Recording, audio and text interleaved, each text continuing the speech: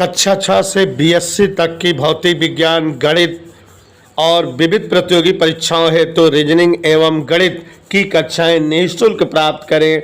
इन कक्षाएं निःशुल्क वीडियो देखें और पढ़ें अर्जुन स्टडी चैनल के द्वारा।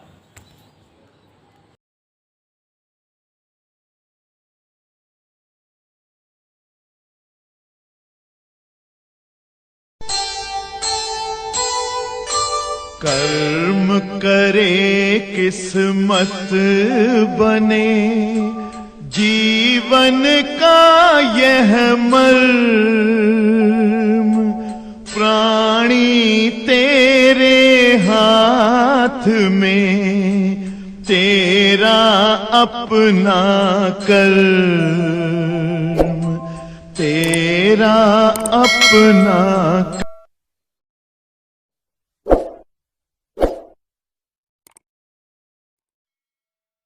प्यारे बच्चों, हम लोग पढ़ रहे थे कूलाम का नियम।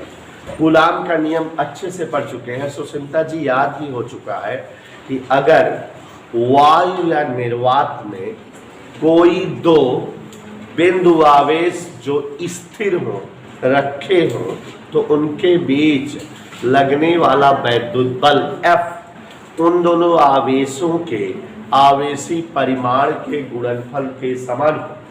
मीन्स अगर आवेश Q1 और Q2 हो तो उनके बीच का वैद्युत बल F proportional Q1 into Q2, और यह बल उन दोनों आवेशों के दूरी बीच की जो हो उसके वर्ग के व्युत्क्रम अनुपाती, माने F प्रोपोर्शनल 1/r²। इकट्ठा कर दो बेटा सुमित, तो F proportional Q1 Q2/r²। Proportional symbol हटाते हैं तो यह बराबर KQ1 Q2/r²। प्रयोगों के आधार पे कूलाम ने विभिन्न परिमाण के आवेशों का जब प्रयोग किया और उन्हें अलग अलग दूरियों पर रखा तो उनके बीच लगने वाले बल के सूत्र में प्रयुक्त नियतांक का मान पाया 9×10⁹, जिसे इन्होंने 1/4πε0 भी लिखा। तो दो आवेशों के बीच लगने वाला वैद्युत बल F बराबर 1/4πε0 Q1 Q2/r², ये आया। यहाँ हमने बेटा इस बल में जो प्रयुक्त है ε0, इसका मान निकलवाया था 8.85 × 10⁻⁻12। मात्रक निकलवाया कूलाम स्क्वायर प्रति न्यूटन मीटर स्क्वायर, बकायदा कैलकुलेशन करके निकलवाया था। विभिन्न सूत्र निकलवाया m-1 l-3 T4A2 ऐसे। और उसके बाद बेटा हमने आपको इस बल की न्यूटन के गुरुत्वाकर्षण बल से तुलना सिखाई कि न्यूटन चाचा मर गए बता के कि अगर कहीं कोई दो द्रव्यमान m1 m2 रखे जाएं तो वे एक दूसरे को सदैव आकर्षित करते हैं और दो द्रव्यमानों के बीच लगने वाला आकर्षण बल गुरुत्वाकर्षण बल कहलाता है। और चाचा न्यूटन ने दो द्रव्यमानों के बीच लगने वाले गुरुत्वाकर्षण बल के बारे में बताया कि बल F उन द्रव्यमानों के गुणनफल के समानुपाती, F प्रोपोर्शनल m1 m2, बीच की दूरी के वर्ग के व्युत्क्रमानुपाती प्रोपोर्शनल 1/r²। तो F बराबर G(m1 m2/r²), जहाँ G का मान 6.67 × 10⁻⁻11। तो ये न्यूटन का गुरुत्वाकर्षण नियम है और ये कूलाम नियम है। ये गुरुत्वाकर्षण बल के बारे में है और ये कूलाम बल के बारे में है। तो जैसा कि मिस जंगली जान रही हो, दोनों बलों की बेटा जब मुश्किल के साथ तुलना किए थे तो तुलना के दौरान कुछ समानताएं मिली थी और कुछ क्या मिली थी बेटा? असमानताएं। तो फर्क देखो जरा, समानताएं असमानताएं क्या है। समानताओं में पहली समानता थी दोनों ही बलों के लिए नियम है और ये दोनों के दोनों बल संरक्षी बल होते हैं, कंजर्वेटिव, ठीक है। और ये बताए थे हम आपको कि जो विरोधी बल होते हैं वही नॉन कंजर्वेटिव, जैसे घर्षण बल या श्यान बल। बाकी सभी बल जो है क्या होते हैं? कंजर्वेटिव, जिनके विरुद्ध किया गया कार्य फिर से प्राप्त किया जा सके। तो दोनों बल संरक्षी बल होते हैं, पहली खासियत। दोनों बल निर्वात में भी प्राप्त होते हैं, दूसरी खासियत। माने इनके लिए माध्यम की कोई रिक्वायर्ड नहीं है, दोनों बल निर्वात में मिलते हैं। तीसरी खासियत है, ध्यान से देखिएगा, कि दोनों बल व्युत्क्रम वर्ग नियम का पालन करते हैं। माने दोनों बल F प्रोपोर्शनल 1/r², दोनों बलों में 1/r² होता है, F प्रोपोर्शनल 1/r²। ये लॉजिक दोनों बलों में होता है। और फिर उसके बाद आपको बताए एक और समानता कि दोनों बल संकेंद्री होते हैं, एक रेखा के अंदर कार्य करते हैं। तो दोनों बल कैसे होते हैं बेटा? संकेंद्री। तो जैसा कि स्क्वायर डाल रही हो, पहली समानता है कि दोनों बल निर्वात में होते हैं। दूसरी समानता है कि दोनों बल संरक्षी होते हैं। तीसरी समानता, दोनों बल संकेंद्री होते हैं। चौथी समानता आपको समझाए थे, गौर से अगर याद करिए, कि दोनों बल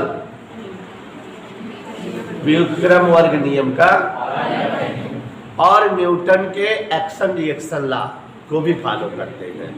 तो ये समानताएं थी। उसके बाद विरोधी बातें कि दोनों बल में विपरीत बात क्या है। अब अजीब बात यह है, मैं भी इसकी रोज आने से पता लगता है, गैप माने बता दो, मगर नहीं समझ आता है, रोज आना चाहिए, है ना, मगर तुम भी बता। तो अब यहाँ दोनों बल में विसमानताओं में पहली भी समानता है कि न्यूटन बल की प्रकृति आकर्षण होती है, माने दो द्रव्यमानों के बीच आकर्षण बल लगता है, जबकि कूलाम बल की प्रकृति आकर्षण भी और प्रतिकर्षण दोनों होती है। दूसरा अंतर यह है कि गुरुत्वाकर्षण बल का मान बहुत कम होता है, 10⁻⁻11 लगी है, माने ऋणात्मक में है, इसकी वैल्यू बहुत कम है। जबकि कूलाम बल समानुपाती है, तो 10⁹ में है, इसका मतलब इसका मान बहुत बड़ा होता है। तो कूलाम बल गुरुत्वाकर्षण बल की तुलना में 10⁻43-44 गुना आया था, याद करो निकलवाए थे, बहुत बड़ा होता है। एक और असमानता है कि न्यूटन का जो गुरुत्वाकर्षण बल है माध्यम पर डिपेंडिंग नहीं होती। ब्रह्मांड में कहीं कोई वस्तुएं हो तो उनके बीच गुरुत्वाकर्षण बल हमेशा बराबर रहता है, जबकि कूलाम बल माध्यम की उपस्थिति से बदल जाता है। जब माध्यम उपस्थित हो जाता है कहीं पर, तो वहाँ कूलाम बल का मान चेंज हो जाता है, बदल जाता है। और अभी दिखाएंगे कि माध्यम की उपस्थिति से कूलाम बल घट जाता है। क्यों, कहाँ, कैसे, ये हम आपसे बात कर रहे हैं। जैसे जरा निर्वात की वैद्युतशीलता, वायु या निर्वात की वैद्युतशीलता आपने पढ़ा एप्सिलॉन नॉट, ठीक है। अब माध्यम की वैद्युतशीलता, जिसको निरपेक्ष वैद्युतशीलता भी कहते हैं, निरपेक्ष वैद्युतशीलता, गौर से देखिए, निरपेक्ष वैद्युतशीलता या माध्यम की वैद्युतशीलता, निरपेक्ष वैद्युतशीलता या माध्यम की वैद्युतशीलता एप्सिलॉन, यहाँ नाट नहीं लगा है, एप्सिलॉन। तो बच्चों, कोई आवेश यदि किसी माध्यम में रख दिया जाए तो उस आवेश का जो आवेशी प्रभाव माध्यम में प्राप्त होगा वही उस आवेश की निरपेक्ष वैद्युतशीलता या माध्यम की वैद्युतशीलता कहलाती है। अब याद करो, हमने निर्वात की वैद्युतशीलता बताया था, बताया था कि वायु या आवेश जब जो है वायु या निर्वात में जब आवेश रखा जाए तो उस आवेश का आवेशी प्रभाव या क्षमता निर्वात की वैद्युतशीलता कहलाती है। तो अब आवेश को माध्यम में रख दो, तो माध्यम में जो उसकी ताकत या वैल्यू हो वही जो है माध्यम की वैद्युतशीलता या क्या कहलाएगी, निरपेक्ष वैद्युतशीलता। ठीक है बेटा, निरपेक्ष वैद्युतशीलता को एप्सिलॉन से व्यक्त करते हैं। अब यहीं पर मैं एक चीज बताने जा रहा हूं, माध्यम का परावैद्युतांक, dielectric constant of medium. क्या बोले बेटा अंग्रेजी में हम, dielectric constant of medium. इससे परिचित हो जाओ, क्या है ये डाइलेक्ट्रिक कांस्टेंट ऑफ मीडियम। देखो बेटा, एक चैप्टर पढ़ाऊंगा, देखो चैप्टर का नाम है परावैद्युत पदार्थ तथा संधारित्र। लेसन 4, तो उस चैप्टर में इस चीज़ के बारे में थोड़ा कुछ ज़्यादा ही है, बट यहाँ थोड़ा सा है, सुन लीजिए और जान लीजिए। उस चैप्टर में ज़्यादा ही है। देखो बेटा, आज आप 9th की क्लास तक, 11th की क्लास तक पढ़े हैं विद्युत के आधार पर पदार्थ 3 प्रकार के होते हैं। यहाँ पर जो है वैद्युत के आधार पर दुनिया में पदार्थ आपने देखा है कि जो है पदार्थ कुल 3 प्रकार के होते हैं। उन्हें सा कौन? गुड। वैद्युत के आधार पर पदार्थ 3 प्रकार के होते हैं, सभी ने सुन रखा है। कंडक्टर चालक पदार्थ, इंसुलेटर अचालक पदार्थ या कुचालक पदार्थ इन्हें कहते हैं, और तीसरे होते हैं अर्धचालक पदार्थ, सेमी कंडक्टर। अब इनकी परिभाषा भी आप छोटी कक्षाओं में पढ़े हैं, हम यहाँ थोड़ा सा समझा दे रहे हैं, सब लिखते हैं। देखो क्या क्या है। चालक ऐसे पदार्थ जो अपने से होकर आवेश को गुजरने दे, माने यहाँ आवेश रखो, यहाँ निकल आए। जो पदार्थ स्वयं से होकर आवेश को गुजरने दे, माने जिनके एक सिरे से दूसरे सिरे तक आवेश का प्रवाह हो, आवेश प्रवाहित हो सके, उन्हें हम चालक पदार्थ कहते हैं। जैसे रोहन यादव, लोहा ले लिया जाए या तांबा ले लिया जाए, करंट यहाँ धरा तो करंट ऐसे ऐसे ऐसे ऐसे ऐसे ऐसे यहाँ तक आ जाएगा। तो जो पदार्थ स्वयं से होकर आवेश को बहने दें और स्वयं भी आवेशित हो जाएं, वही पदार्थ जो है चालक पदार्थ कहलाते हैं। ठीक है। सभी धातुएं और जंतुओं का शरीर और साथ साथ ग्रेफाइट, ये सब चीज़ें जो है अम्लीय और क्षारीय द्रव विद्युत के सुचालक होते हैं। आगे पढ़ेंगे डिटेल में, बस यहाँ जानो। अचालक या कुचालक पदार्थ ऐसे पदार्थ जो स्वयं से आवेश या विद्युत को बहने न दे, माने इधर रखो आवेश या विद्युत इधर न मिले। ठीक है। तो ऐसे पदार्थ जिनसे होकर आवेश या विद्युत नहीं प्रवाहित हो पाता, वही विद्युत के अचालक या कुचालक कहलाते हैं। जैसा कि आप जान रहे हैं, लकड़ी, रबर, पत्थर, प्लास्टिक, ये सब चीज़ें ऐसी होती हैं कि इनके एक सिरे से दूसरे सिरे तक आवेश या विद्युत नहीं प्रवाहित हो पाता। तो आवेश या विद्युत ठीक है। और तीसरे पदार्थ जो है जो दोनों के बीच का गुण रखते हैं, सेमी कंडक्टर, अर्धचालक। अफसोस आपका अंतिम पाठ का नाम ही अर्धचालक है, तो मतलब वहाँ अर्धचालक के बारे में बहुत मिलेगा पढ़ने को। यहाँ परिभाषा जानो। ऐसे पदार्थ जो प्रकृति में सामान्य ताप पर विद्युत के कुचालक हो, माने आवेश प्रवाह ना हो, लेकिन जो ताप बढ़ाए जाने पर चालक बन जाए, उन्हें ही हम अर्धचालक कहते हैं। माने सामान्य ताप पर, जनरल ताप पर कुचालक हो, आवेश को बहने न दे, लेकिन गर्म किए जाने पर, ताप बढ़ाए जाने पर आवेश को बहने देने का गुण रखने लगे। ठीक है। उन्हें हम क्या कहते हैं? अर्धचालक। तो ये 3 तरह के पदार्थ पढ़े हैं कि नहीं आप लोग? अब इन 3 तरह के पदार्थों में एक मैं वीआईपी पदार्थ बनाने जा रहा हूँ, और उस पदार्थ का नाम है डाइलेक्ट्रिक मटेरियल या डाइलेक्ट्रिक सबस्टेंस, परावैद्युत। 1 2 3 चौथा और आ गया। तो चौथा क्या है सुशील बताओ? परावैद्युत पदार्थ ऐसे पदार्थ जो आवेश को स्वयं से होकर बहने दें, लेकिन स्वयं आवेशित ना हो, माने खुद आवेशित ना हो, खुद चार्ज ना हो, करंट ना मारे, लेकिन आवेश इधर से इधर तक चला जाए। मतलब ऐसे समस्त पदार्थ जो बिना आवेशित हुए आवेश को स्वयं से बहने दें या प्रवाहित होने दें, वही डाइलेक्ट्रिक मटेरियल या डाइलेक्ट्रिक सबस्टेंस कहलाते हैं। सच टाइप ऑफ मटेरियल, चलो मेरी बात करो, such type of material which allows flow of charge through itself without charging itself. मतलब जो पदार्थ तो स्वयं से होकर आवेश को बहने दे और बिना आवेशित हुए, बिना खुद चार्ज हुए, जैसे अभ्रक है, रबर है और अबनूस लकड़ी वगैरह है, तो ये सब कागज है, पैराफिन मोम है, ये सब स्वयं चार्ज नहीं होते लेकिन आवेश को बहने देती हैं। आप अगर विद्युत प्रेस देखे हो तो विद्युत प्रेस में एक प्लेट ऐसे ऊपर भारी सी होती है जिसमें हैंडल लगा रहता है, पकड़ने वाला। ठीक है। और एक प्लेट उसके ऐसे नीचे ऐसे भारी सी होती है, ये ऐसे। तो अब ये जो दोनों प्लेट के बीच की गैप है, दोनों के अंदर उसके एक अभ्रक की झिल्ली या पत्ती रखी रहती। किसकी? अभ्रक, माइका। भारत में उत्पादन अभ्रक का ज्यादा है, और जिसके भीतर जो है नाइक्रोम की कुंडली लपेटी रहती है। अब यहाँ जैसे तार से बाहर से सप्लाई आती है, तो ये बाहर कौन सी पत्ती है? अभ्रक। दोनों प्लेटों के बीच में ये अभ्रक भरा हुआ है, दोनों प्लेटों के बीच में अभ्रक। तो यहाँ जब करंट आता है तो कुंडली में करंट यहाँ से यहाँ तक पहुँचता है, लेकिन ये अभ्रक की पत्ती में करंट नहीं उतरता। माने ये परावैद्युत पदार्थ है, यहाँ से यहाँ तक करंट को जाने दे रही है, लेकिन स्वयं में करंट नहीं आ रहा है। इसलिए जो ऊपर वाली प्लेट है, जो नीचे वाली प्लेट है, दोनों में करंट नहीं आता, केवल गर्मी आती है, गर्म होती है।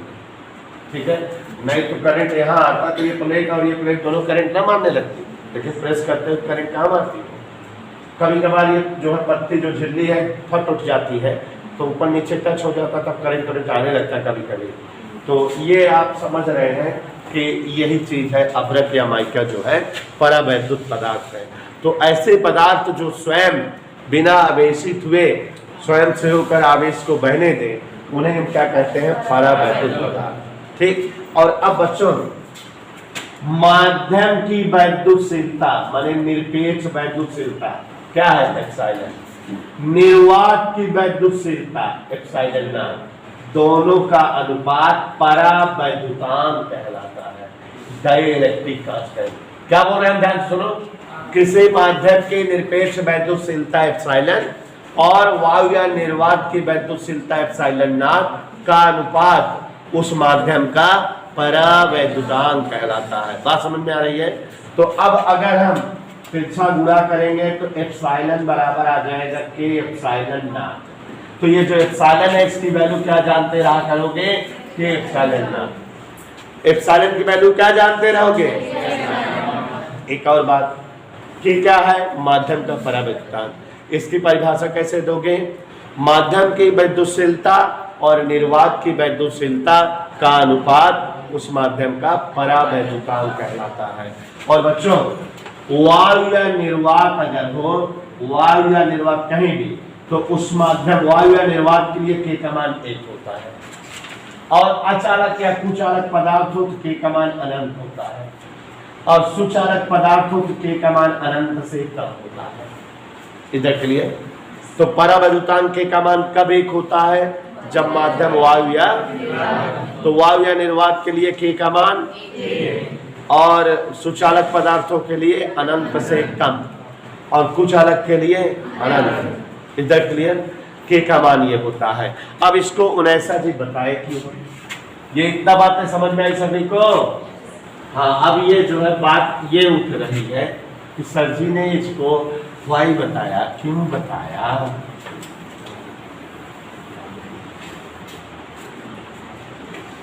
ध्यान से देखो और समझा रहे थे, गौर फरमाइएगा क्यों बताया। अगर दो आवेश Q1 Q2, कौन? दो बिंदु आवेश Q1 Q2 वायु या निर्वात में R दूरी पर रखे जाए। कहा बेटा?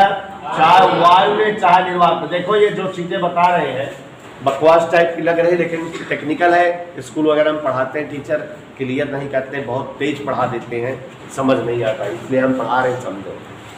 तो वायु या निर्वात में किन्हीं दो आवेशों के बीच लगने वाला जो वैद्युत बल होता है, अगर वो F0 कहा जाए, माने वायु या निर्वात में दो आवेशों के बीच का वैद्युत बल, तो इसकी वैल्यू सुहाना क्या आई थी? 1/4πε0 Q1 Q2 अपान R। कोई डाउट किसी को? लेकिन यही दोनों आवेश Q1 और Q2 जो दो बिंदु आवेश हैं, R दूरी पर किसी माध्यम में रख दिए जाए। कहाँ? माध्यम में रखे जाएं और उस माध्यम की वैद्युतशीलता एप्सिलॉन हो। तो माध्यम में दो आवेशों के बीच लगने वाला वैद्युत बल बराबर क्या आएगा? 1/4πε। क्योंकि माध्यम की वैद्युतशीलता एप्सिलॉन होती है, एप्सिलॉन लिख रहे हैं, वायु निर्वात हो तो एप्सिलॉन नॉट लिखते हैं। तो Susmi Q1 Q2 upon r square, कोई दिक्कत। और आगे देखो F बराबर 1/4 पाई, एप्सिलॉन का मान अभी भी बताए थे के एप्सिलॉन नॉट, तो एप्सिलॉन नॉट के Q1 Q2 upon r square. प्यारे बच्चों ये एक सूत्र हो गया किसका, अभी तक ये क्या था, दो आवेशों के बीच लगने वाला वैद्युत बल का ही सूत्र था, लेकिन दोनों आवेश वायु या निर्वात में थे। लेकिन यह भी दो आवेशों के बीच लगने वाले वैद्युत बल का व्यंजक है, जबकि वायु या निर्वात के बजाय आवेश दोनों कहाँ रखे हैं, ऐसे माध्यम में रखे हैं जिसका परवैद्युतांक के, इधर क्लियर। यहाँ एक चीज और, यहाँ पर देखो जरा गौर से एक बात, के नीचे है या ऊपर, माने यह प्रोपोर्शनल 1/, इधर क्लियर, बस समझ में आ रही नहीं, के नीचे है और एफ मतलब एफ जो है के उल्टा अनुपाती है, मतलब कि अगर जो है दो आवेश वायु या निर्वात के बजाय माध्यम में रख दिए जाएं तो उनके बीच लगने वाला बल माध्यम के व्युत्क्रमानुपाती होता है, इसलिए माध्यम में उसका मान घट जाएगा, कम हो जाएगा। तो माध्यम की उपस्थिति में आवेशों के बीच लगने वाला वैद्युत बल घट जाता है। तो यहाँ हमने तीन चीजें बताया, पूछो क्या क्या। पहली चीज तो निरपेक्ष वैद्युतशीलता बताया, क्या होती है निरपेक्ष वैद्युतशीलता एप्सिलॉन। फिर बताया परवैद्युत पदार्थ क्या होते हैं, फिर बताया परवैद्युतांक क्या होता है, उसका अलग अलग जगह मान क्या होता है। चौथी चीज ये बताया कि दो आवेश यदि किसी माध्यम में रखे हों तो उनके बीच लगने वाले वैद्युत बल का सूत्र क्या होता है। याद रहेगा आज से, अगर कोई दो आवेश किसी माध्यम में रखे जाएंगे तो उनके बीच के वैद्युत बल का सूत्र F बराबर 1/4 पाई एप्सिलॉन नॉट के Q1 Q2 upon r square, जहाँ के क्या है, माध्यम का परवैद्युतांक है। और फिर पांचवी चीज ये बताया सुस्मी के दो आवेशों के बीच लगने वाला वैद्युत बल माध्यम के परावैद्युतांक के व्युत्क्रमानुपाती होता है, अर्थात माध्यम की उपस्थिति पर आवेशों के बीच लगने वाला वैद्युत बल घट जाता है। माध्यम की उपस्थिति में आवेशों के बीच लगने वाला वैद्युत बल, ठीक है। तो अब अभी जो कूलाम का नियम और वैद्युत बल में तुलना कर रहे थे गुरुत्वाकर्षण बल में, समझ में आ गया ना बात है। और यहाँ सुस्मी देखो, दोनों को अगर भाग दे दिया जाए, समीकरण 1/2, F नॉट बटे ऊपर क्या है 1/4 pi epsilon naught Q1 Q2 upon r square, 1/4 pi epsilon naught के Q1 Q2 अपान, ये पूरा कर गया, ये 4 पाई एप्सिलॉन नॉट कर गया, F नॉट अपान F बराबर 1/1 अपान के, ऐसे तो है, के ऊपर आ गया, माने के बराबर आ गया F नॉट अपान F, या F बराबर आप लिख सकते हो F नॉट अपान के। ध्यान देखो एक जो है परिभाषा और बन जाएगी के की, कैसे, वायु या निर्वात में स्थित दो आवेशों के बीच लगने वाले वैद्युत बल तथा माध्यम में स्थित दो आवेशों के बीच लगने वाले वैद्युत बल का अनुपात माध्यम का परावैद्युतांक कहलाता है। एक परिभाषा और बन गई कि नहीं। और बच्चों ये इतने टॉपिक आप जो है